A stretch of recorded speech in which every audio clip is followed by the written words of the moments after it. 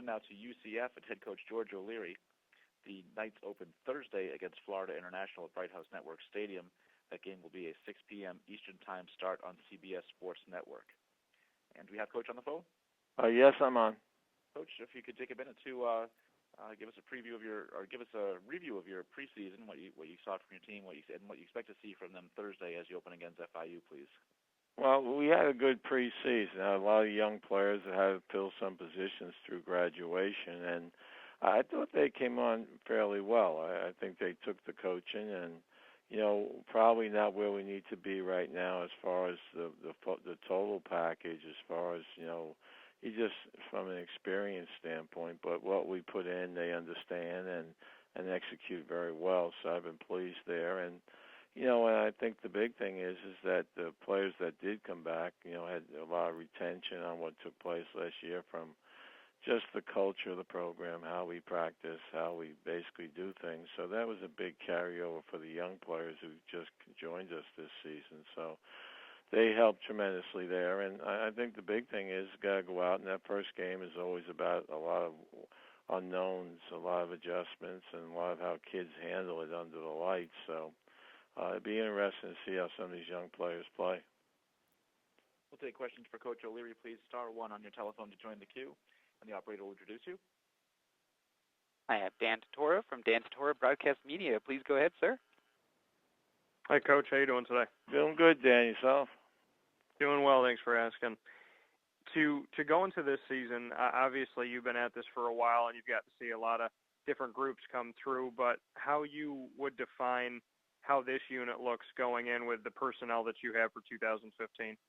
Well, the returning players are good players. There's no question. You can see the experience they have there. And I think the athletes that we're putting on the field for the first time are good athletes. I think, probably you'd like to have more experience there. But I think from an athleticism standpoint, I've been very pleased with them. And, I expect us to go out and do what we do tackle well on defense and don't give up big plays. And offensively is be able to move the chains, whether through the air or on the ground, and basically that's what we built the program on. And again, there's some new things in on offense, but I think the kids have handled it very well.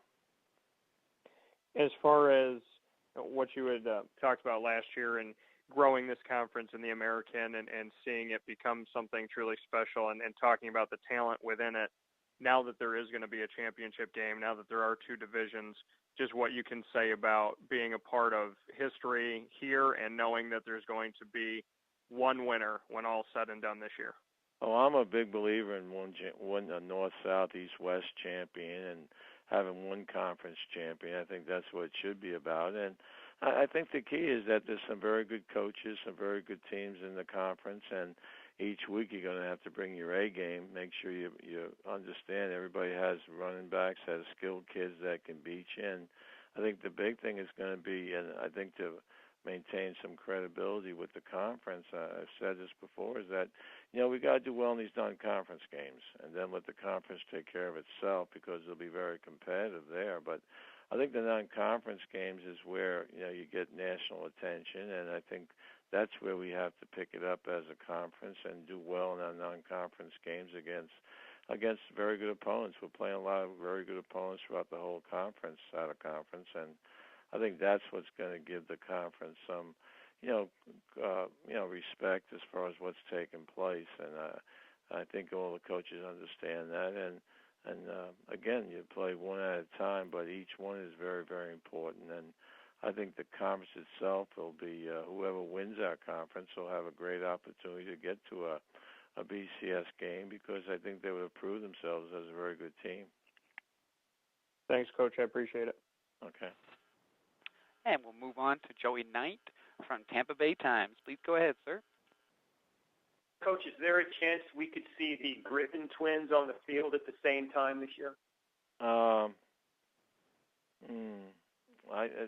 You could, but I don't know if that'll happen in the first game, but the possibility of that. But I think they both had good preseasons, but there's some players that basically they're there, working just as hard and stuff. But that could happen, Joey. I mean, it's based on on injuries and those type things. That's very, very doable.